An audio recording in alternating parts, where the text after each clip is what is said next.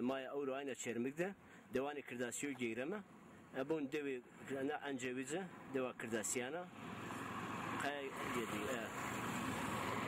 Bun rayacı asfalta. Değerli arkadaşlar işte İbrahim Mehmet merhaba. Gama kaver ma devani ma geyreyim. Raya ma hakikaten berbat bir. Bun devini HDP'yi dava. HDP oy veren Kürt köylerin yolları gerçekten asfalt. Bizim Zaza köylerin yollarını da gördünüz. Bir adaletsizliktir. Büyükşehir Belediyesi'nin bu adaletsizliği en kısa zamana gidermesini istiyoruz. Ve İbrahim'in delali öyle aynı ma İbrahim Ahmet yapıyor. İbrahim Ahmet muhtar baban ki ma yapıyor geyreme. Şuma binni ne de kırdasyani. Rayacı o biçim. Şuma reçeno.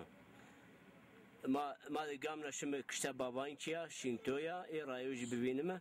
Hala bunun ki yani Diyarbakır Büyükşehir Belediyesi bakalım adaletsizlik yapmış mı yapmamış mı Kürt ve Zaza köyleri arasında. Yani AK Parti'ye oy verenleri adeta cezalandırıyor Büyükşehir Belediyesi. Bence yani gerçekten iyi bir şey yapmıyor. Görevini yapması lazım. Adil olmasını istiyoruz.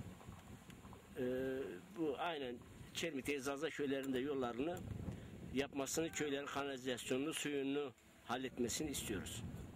Şimdi biraz sonra Gözerek köyüne gideceğiz. Gözerek köyü de bir HDP oy veren bir Kürt köyüdür.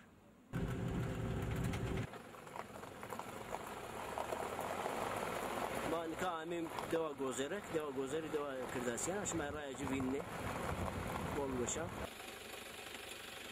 Evet, ne deva Gözerek'a. Evet.